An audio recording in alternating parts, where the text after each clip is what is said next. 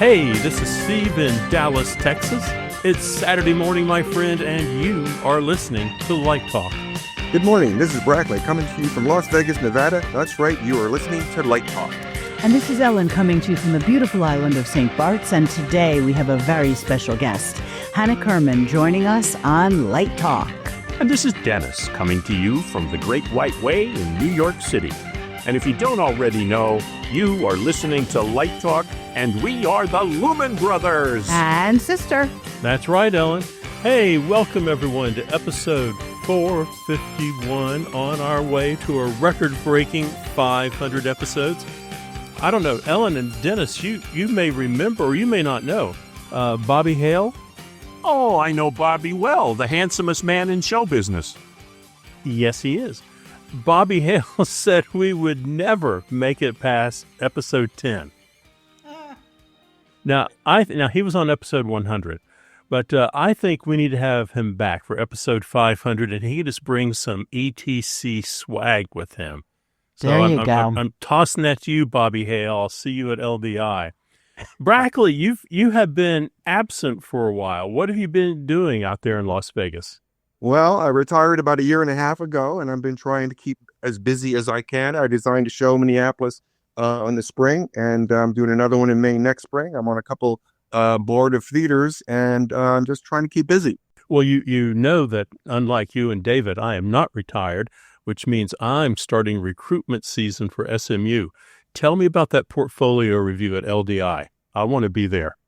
Absolutely. This coming LDI, Deanna and I are hosting our 15th annual LDI portfolio review. It is Monday, December the 8th from 1 to 4. We have 12 fantastic reviewers, and people can sign up by using the webpage, LDI webpage, for 15-minute slots. And we still have a number of slots left over, so it would be good if people would come and sign up.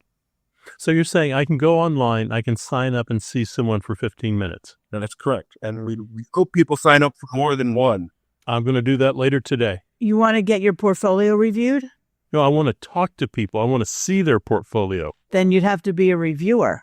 Oh. Or put a little chair in the corner with a little sign that says, come to SMU. They can stop by and say hello. It's also a networking situation because last year, one of my former students actually got a job at the South Coast Rep because one of the reviewers liked her, so they hired her as an assistant. Oh, that's great. Really a wonderful cool opportunity for students and young designers to meet the professionals. It sounds great. Well, I would just like to add one thing since LDI came up. Anyone who signs up for the portfolio review gets an automatic free Expo Hall pass. And anybody who would like a free Expo Hall pass and does not want to do the portfolio review can use the special promo code LIGHTTALK at www.ldishow.com and get a free show floor pass. And I've been told that I'm old and that you don't have to say www anymore. You can just say ldishow.com and everyone will know what you mean. So I think I'll start trying to do that. Well, Dennis, are you getting old too, or do you have some news? Well, I don't have breaking news, but I had a lovely weekend. I actually didn't have to work this weekend. So I went to the movies and went to the theater. Saw the Springsteen movie, and I was hoping that I might see the work of our good buddy Jeff Ravitz, but there's next to no concert images or sequences in the movie. It's a wonderfully acted, well-directed movie, but it's extremely depressing. So I say go and see it if you want, but be prepared. So the perfect kind of Christmas movie. Yeah, exactly. Yeah, well, there's a guy who writes a music blog daily, Bob Lefsetz, and he blasted the film. He was like, Bruce Springsteen is alive. Go see a show. Don't go see this. Yeah, and it dealt with a very a limited period in his life in the 80s when he was going through depression. And making that album Nebraska. And again, it's acted very well, but, you know, I'm not going to delve into it any more than that. It's just, it's not what I expected. That being said, I went to see Oedipus on Broadway, which just opened the night before last, and Mark Strong and Leslie Manville were the two leads playing Oedipus and Jocasta, were just superb in every way. It's a very intense reimagining and adaptation of Oedipus that takes place on a very high-stakes presidential election night. And the imagining of Oedipus as the president of a very powerful country is well done. And the whole scene and the whole show takes place in the campaign headquarters. I was a little annoyed at that because I've been in not a million, but many campaign headquarters on presidential election nights. And this wasn't quite what the reality is. But the show was very well acted and well directed, with scenery by Hildegard Betzner, lighting by Nancy Chivers, and a special shout out to the associate lighting designer, a young man named Daniel Walker, who happened to be a student at Penn State when I was teaching there. But it's worth seeing, so I would suggest, if you have time to see Greek Tragedy and that's your thing, go on down to Studio 54 and see it. We got a guest, a very important guest. Let's get to it. That guest is part of our Young Designer series, and she is Ms. Hannah Kerman. Dennis, would you like to tell us a little bit about her? Definitely. As you said, Steve, Hannah's part of our Young Designers series. She's the 8th young designer we have, and Hannah is an Emmy Award-winning lighting director living and working in Los Angeles. Hannah got her start in television as an intern on America's Got Talent in 2018. She then moved to L.A. in 2021 after graduating from Carnegie Mellon University with her BFA. Hannah was first drawn to lighting for theater during her time at a performing arts high school in Dallas, Texas. And from there, she decided to keep pursuing the arts by majoring in lighting design in college. Her most recent credits include the current season of Dancing with the Stars, the 97th Oscars, the 67th Grammy Awards, for which she received the 2025 Emmy Award for Outstanding Lighting Design and Lighting Direction for a Special. Hannah also enjoys traveling in her off time, as well as quilting with her grandmother in Tennessee. Hannah, thank you for sharing your time with our Light Talk audience. I would like to hop in and ask a question before we start, and I hope this doesn't embarrass you too much. But welcome to the show. Thank you. Thank you for having me. I'm excited to be here. As Steve said, this is our Young Designer series, and we used to call it at one point our Emerging Young Designers, but it's hard to say emerging when you're holding an Emmy Award in your hand. I'd like to clarify a little bit, if you don't mind. Please. Your personal timeline. Mm-hmm.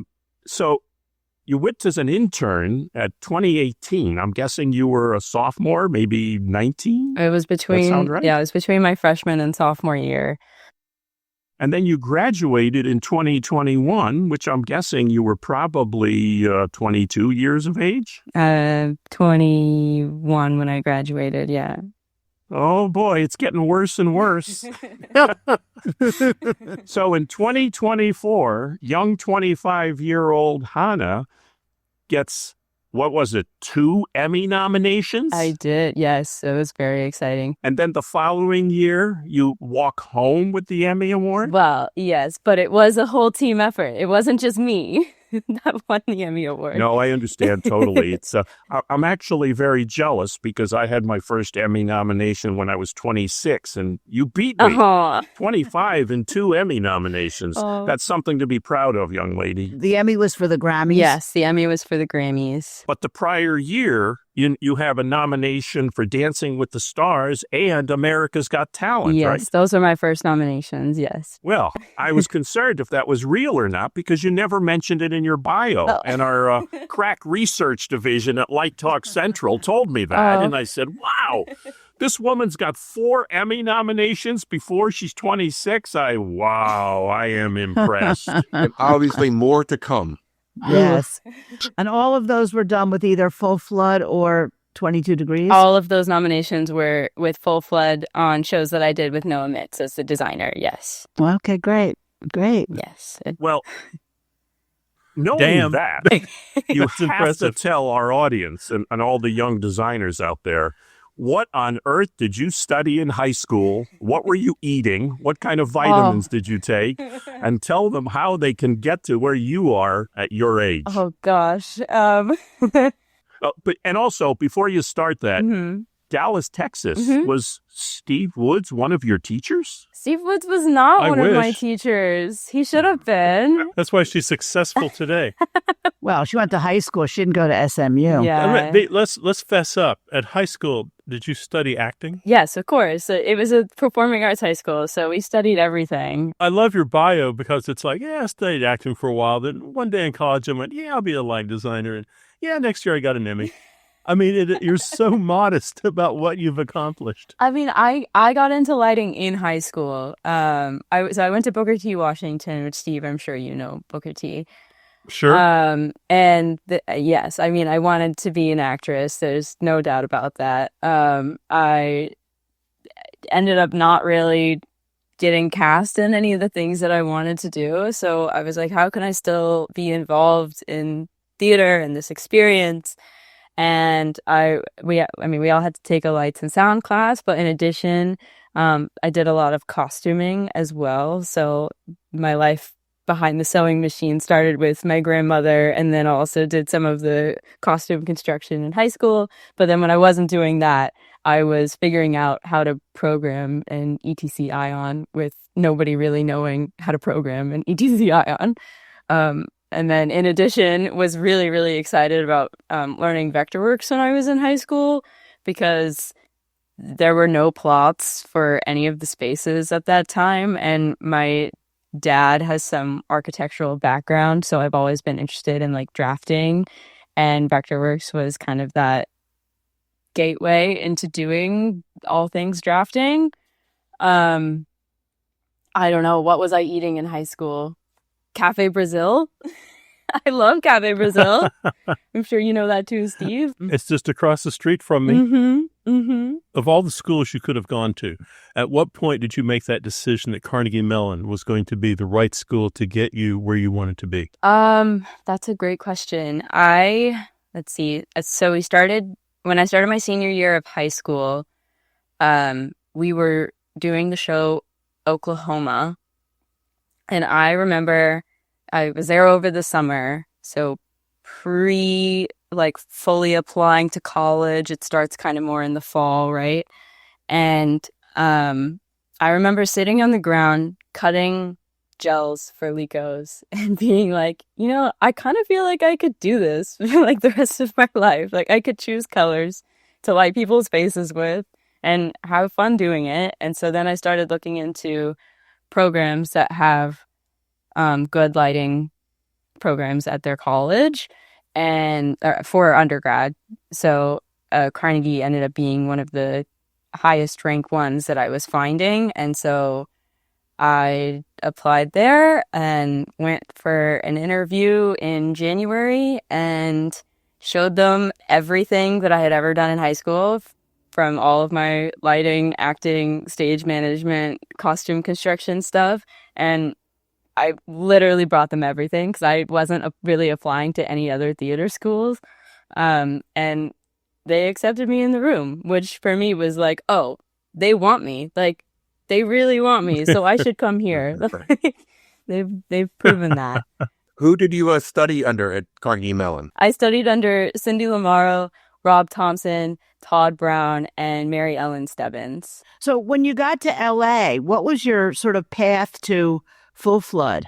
Well, it started before I moved to LA, I would say. Around the time that I was interviewing at Carnegie, I was also interested in trying to find a lighting internship, specifically in TV, because at the time I really wanted to work on the Oscars. That was my biggest dream. So I took to Google and I looked at who does that? Who designs the Oscars? Maybe they'll hire me. And so I filled out the contact page on the Full Flood website And I received a reply back from Sam Benson, who's one of the full-time employees.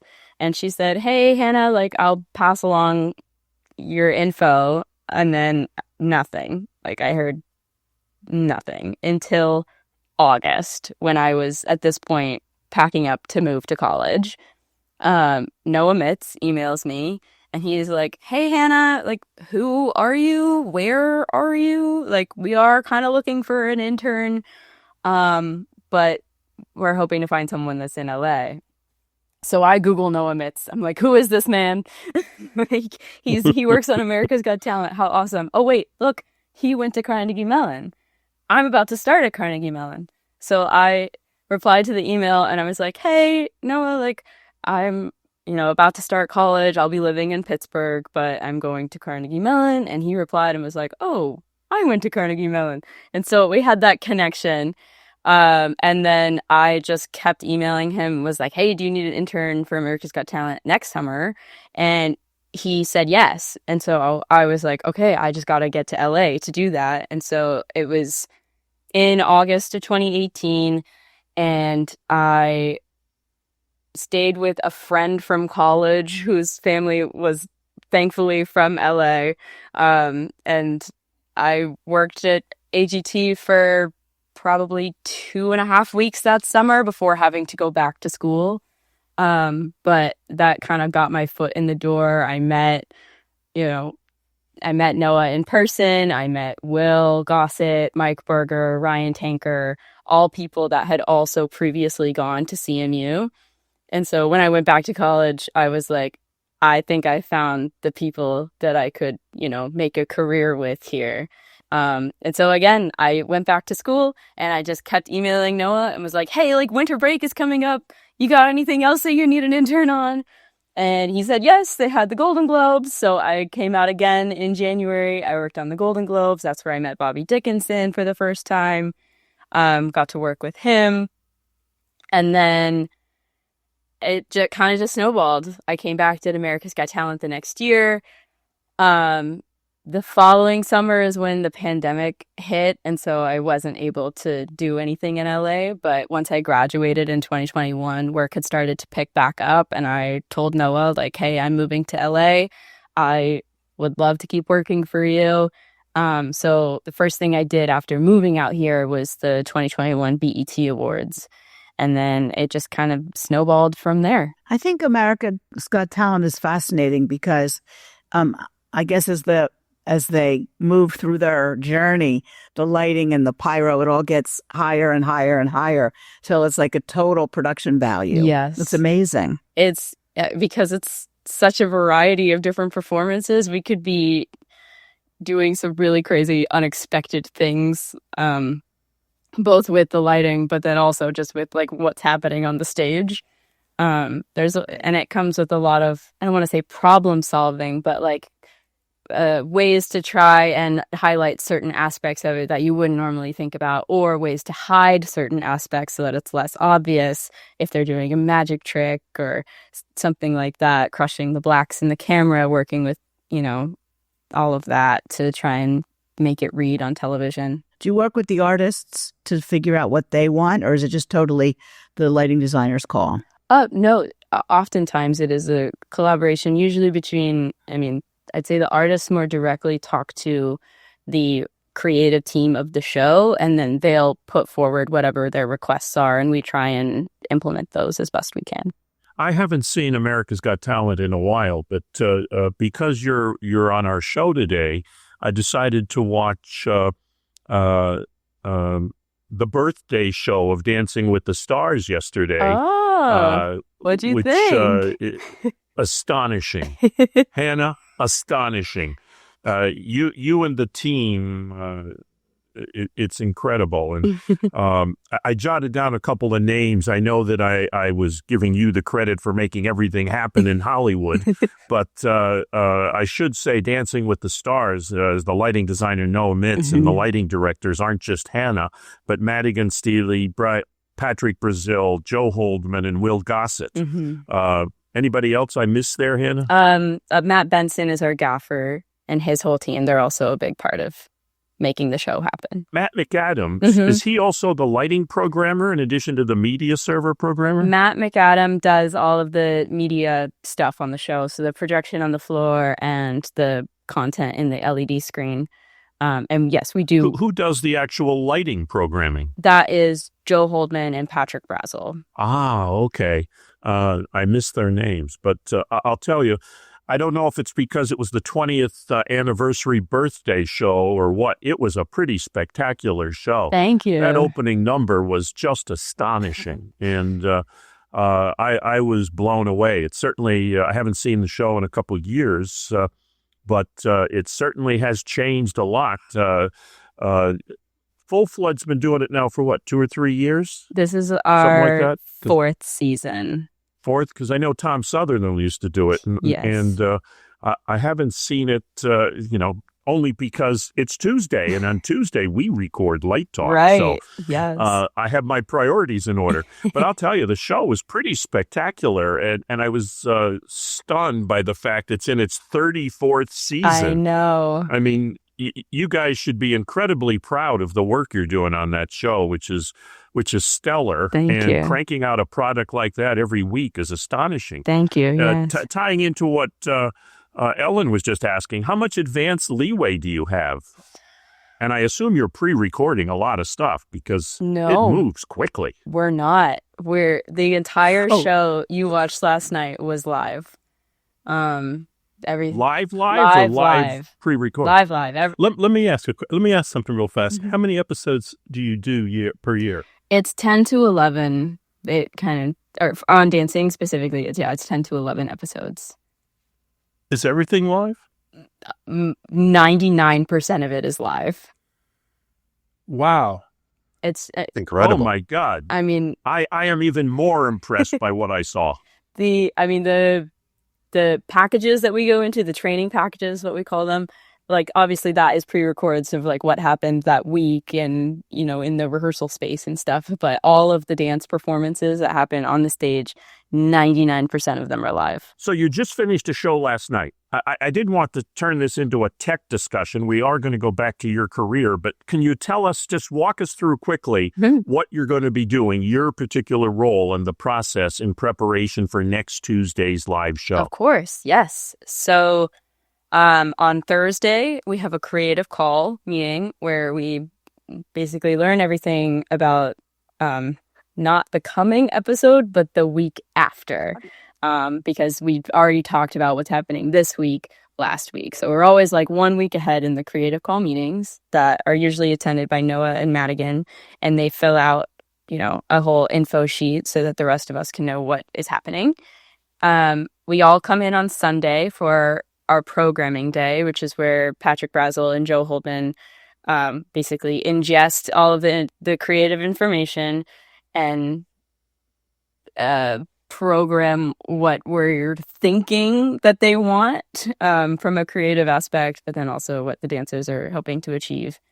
On that Sunday, I am usually also ingesting all of the rehearsal videos, and that's when I plan a first pass for calling the follow spots. That's most of my job is calling follow spots. In addition, Well done. The follow spots are very, very good. Thank you. That was the thing that impressed me the most, the use of the follow spots, because it's very difficult on a reflective floor. Mm-hmm. And our old friend, angle of incidence equals angle of reflection, is killing you there. Yes. And also with all of the projection on the dance floor as well, we're trying not to cover that up constantly. And that does also impact like how bright everything in the room can be so that you can still see the projection on the floor. You have 4 follow spots, right? No, we have 12. Oh, really? Oh, so then you're using different angles. Yes. So we have one on each corner of the dance floor. Those are like the main 4. And then there's 3 conventional follow spots on the follow spot bridge all the way downstage above the skybox, which is where they go for the interviews after they've danced. In addition, we have 2 backlight follow spots over the walkway, which is the Marlight floor area all the way upstage, right up the steps. And then also 2 that are kind of on stage left and stage right in the middle, upstage, downstage of the dance floor, and one that's dead center over the middle of the dance floor. For those of you at home, Hannah's pointing to different places in the atmosphere above her Right. head and behind her and in front of her. So Sorry. I assume these aren't manned follow spots. You're using like Follow Me or Roby or something? No, they're all run by humans. Humans at the light or at a remote control? And most of them are ground control follow spots. So they're run at a base station, a human at a base station, but then the 3 conventional ones are manned by actual people at the follow spot. All right. Sorry to interrupt and take it away on follows. Keep telling us the story. Yeah. So on Sunday, well, we will have already broken down the music by then, and I will plan what the follow spots are going to do. And then also I usually get the script on Sundays. So I make the cue list for Patrick Brasil, who deals with a lot of the key lighting when it's not a follow spot, and like the show flow. So I make a cue list for that. And then on Monday, I come in early to put all of the cues into the paper script, because that's when I get it, is Monday morning. And then we start rehearsals. So it's what we call our camera blocking day. We go through every performance. On Monday, we do usually 3 passes of each dance. In the 3rd pass, we'll usually do a whole cue to cue of the entire act surrounding that dance. And then on Tuesday, we come in and we do each dance another 3 times in a 10-minute window. It's just like a refresher because the band is there. So now the band plays live with the dancers. We make sure that our time code is syncing with what the band is playing. And also the dancers are confirming for them that the band tempo is correct with everything that they've choreographed. And then we do a dress rehearsal right after lunch. And then we go straight into the show. It is nonstop for those 2 days that we are in the room. I'm still trying to wrap my brain around the fact you don't pre-tape and you go live. I mean, it was, I saw an astonishing 2 hours of live TV last night. did. It was really exceptional. Thank And you. the dancing was tremendous. Even guys like Andy Richter, who could probably barely walk, to watch them dance so well. And the support that you guys provide, not just with the video content, but with the lighting, is really well executed, and it's a extremely well done collaborative process. Thank you. Yeah, it does. It takes a lot of people to make it happen each week, and a lot of work. So I appreciate your praise. It's almost like it's an Emmy Award winning show. Almost. So is television your thing now? Is that where you're going to stay? I think so. I definitely found my niche, and I like a lot of the people that I work with. So I'm very happy to stay in this world and, keep managing white light. That's kind of what TV is. Well, it's not all white on that show, I'll tell you. No, it's true. What do you have? About 1,000 instruments there? That is a great question. I draw the show. I should know, but I don't off the top of my head know how many. Yeah, no, people ask me how many lights did you use. I never know either, but boy, there's a lot of lights on that show. Yeah. And what board do you program on? They are on Grandame 2. Usually with a lot of our younger designers, I always say, now, what would you tell your 25-year-old self that you would want to do different? But unfortunately, it doesn't apply to you yet. But what I would like to ask, what would you tell another young Hannah at Dallas High School that they should do to get where you are? To send the email to the people that you want to work with. Send the email. They may never reply. It's true. Like, it took Noah 8 months to reply, which in the grand scheme of things is actually a very short amount of time. That's very interesting, because we had Colleen Doherty on the show as one of our young designers a few weeks back, and she said the same thing. She went to Rutgers because Don Holder was there, and she contacted Don Holder, and then when she graduated, she just basically cold called Justin Townsend, and now she's working on 3 or 4 Broadway shows with Justin. Exactly. It might just be right time, right place. They might need an assistant on some show that's happening, and that could be you. Yeah, and I remember Noah and then Madigan when they were your age. So, they've all come from where you've come from. So yeah.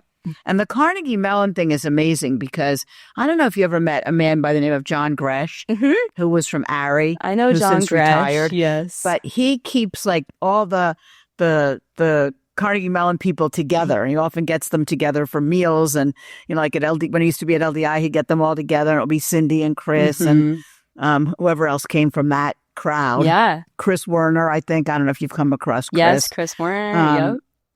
But that's a great connection also. Yeah. We used to call it the CMU Mafia. Right.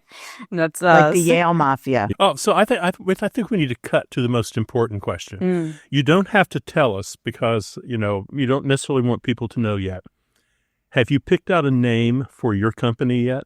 Yeah, I have. I have a company. Oh, what's the name of your company? It's called Dim the Lights Design. I like that. That's clever. That's very clever. Thank you. Yes, I incorporated in 2022. You're going to start getting emails from people you don't know. Right. You're going to look up dimthelightsdesign.com.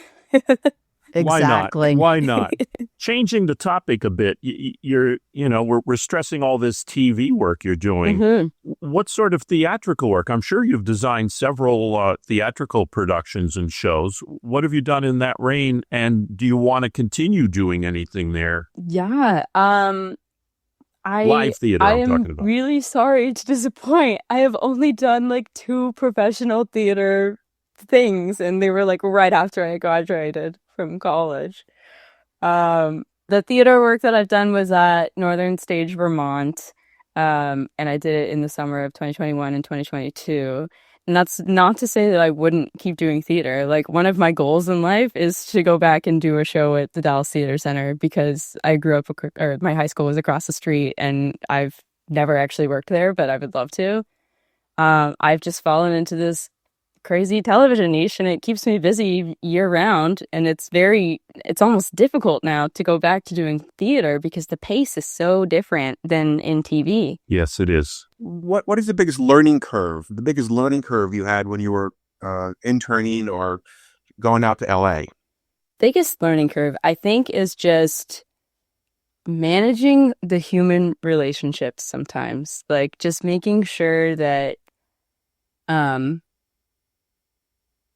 you're doing the best you can for the people that you're working for, and also that you're still a nice person to go to lunch with. I know that gets brought up a lot, but like, we go to lunch together as a team every day. And I don't know if that's a learning curve as much as it's just like getting comfortable around the people that you're working with, which can be difficult sometimes, especially if you don't work with those people very often.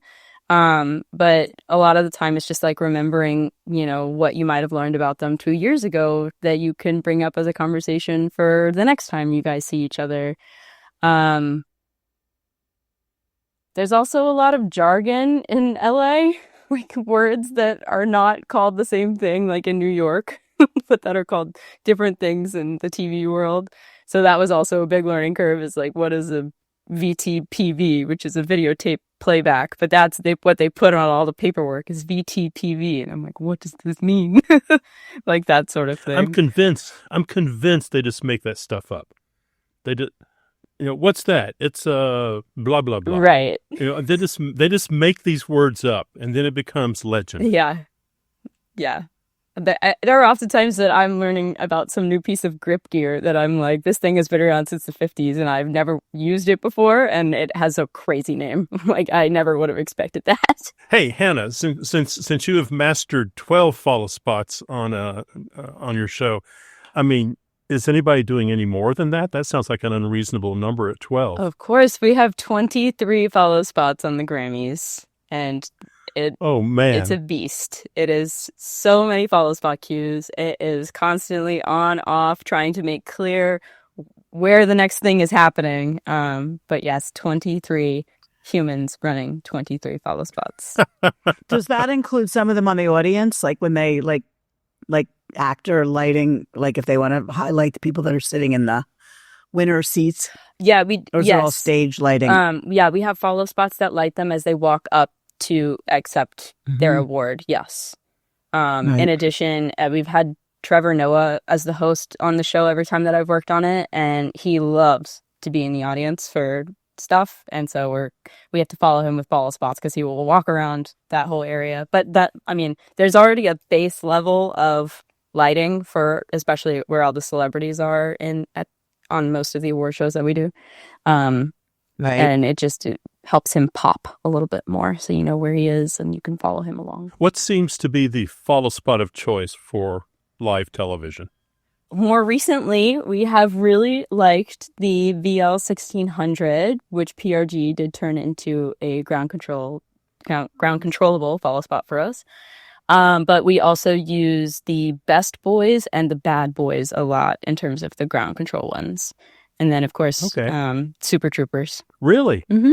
A question for you regarding training.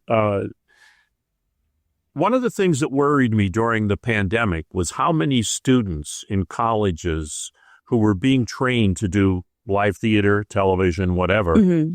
were being trained at universities where there was nothing going on. Yeah. There was no hands-on television. There were no studios. Mm-hmm. How did that affect, and how you seem to have been successful to get through it, but I think a lot of people haven't been because they don't have the video, the engineering, the cameras. They're not in there hanging lights. It was the live aspect was gone for over a year. Yeah. How did you cope with that? Yeah, no, I was fully impacted by it when the pandemic hit and everything went online. Like part of the biggest thing when you're in college is getting to do your senior show, and I didn't get that experience in its normal way. We ended up doing like Zoom theater. And that, of course, that was disappointing, but at the same time, I have to appreciate the experiences that I did get to have, before the pandemic hit, that is. But when the pandemic hit and I didn't get to come out to LA to do TV stuff, I ended up making my own lighting for television independent study thing that I did, which is actually how I met Dale Knopf, who you said suggested me for this show. Sure. Because Dale and Rob Thompson know each other, Rob Thompson was my professor at CMU. And so Dale and I would meet once a week for 6 weeks, I think it was.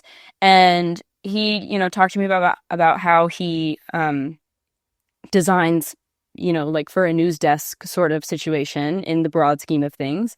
And then from that, I was like, okay, I'm going to draw a plot. And while, that didn't turn into an actual thing, it gave me the experience to be like, oh, hey, why do you choose to light it this way and not all with soft lights? Or to learn that sort of aspect of lighting for a news desk from someone who also had the time during the pandemic to meet with me once a week. So I tried to take advantage of, the other people also not working, which is awful. And the pandemic was terrible for a lot of this industry. But I did try and make the most of it. So, yeah. Were you thrown at all, having a training in theater at CMU, by the differences between theater lighting and broadcast lighting? I mean, the geometry is different, the fixtures are different, intensities are different. How did you adapt to that? I was so thrown. I mean, when I first came out, I can see that you're having a hard time finding work. Well, when I first came out and interned, and who was it? One of the lighting directors had, a meter on them. I'm like, what's that? Like, what does that even do? Where you're checking intensities. And like I said, a lot of television is dealing with white light. And yeah, that is very different from theater. Like theater, you are not constantly metering every lighting position. It's kind of just what looks good in the room. And so, yes, very thrown by how much we interact with cameras and how much it affects what the final product looks like if we don't put in all of that effort to make it all look even across the board. Interesting. Even on a show like Dancing with the Stars, huh? Mm-hmm. Do you rely on a meter? Or you rely on your monitor? Both. Because at least the meter can tell us where we think we're close. And then from there, we can make adjustments to the monitor and be like, oh, well, Julianne is very pale and Alfonso is not pale. And so a lot of it is trying to find the middle ground between a very pale person standing next to a not pale person for the monitor. so that we're not compromising Alfonso looking good on TV because he's not pale, you know? So when she's doing the recap after the dance and Alfonso's there, do you have different follow spots on each of them? Or you like? No. It's just finding like a middle ground so that they both look good. Because and that might mean that we're slightly overexposing Julianne. But that also means that we're not compromising by losing Alfonso. It has to be one light, especially when they're standing right next to each other. But yeah, at least the meter can give us a starting point to, go to each position and match them. So that way, when the camera folks come in and they fine tune it, it's all even from a lighting perspective. So that way we know if a camera isn't balanced, it will obviously look different, but we can say, well, that we know that according to the meter, this should be the same as at this mark or, on this camera. How much interaction do you have on the show with your video shaders? I assume there's more than one. Yes, so much interaction. We work with Guy Jones a lot, who's one of the he works on every show, really. Guy Jones and Ed, who does Dancing with Stars, we work with him a lot too. There is so much interaction. They usually sit in the same area as us. If that's not in the TV truck, then that's in the studio booth. And there's a lot of talking about using star filters and how that impacts us.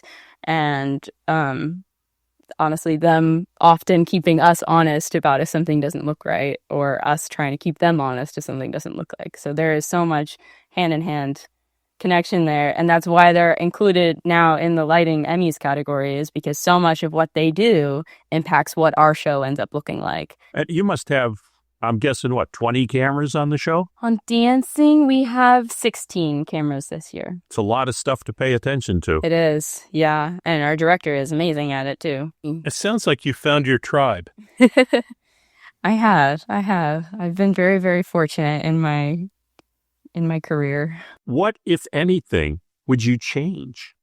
I know it's a tough question. I'm sorry to be so personal about it, but I can't tell you how much respect and admiration I have for you doing cold calling and getting to where you are so quickly. We had one of our younger designers that we had on this series had her first Broadway show before she was 30, and much like yourself, went through the pandemic and Mexley Kozin. Mm-hmm. And it's an unusual thing for somebody so young to adapt so well the way you have and the way some of the other young designers have that we talk to. I'm very impressed by that.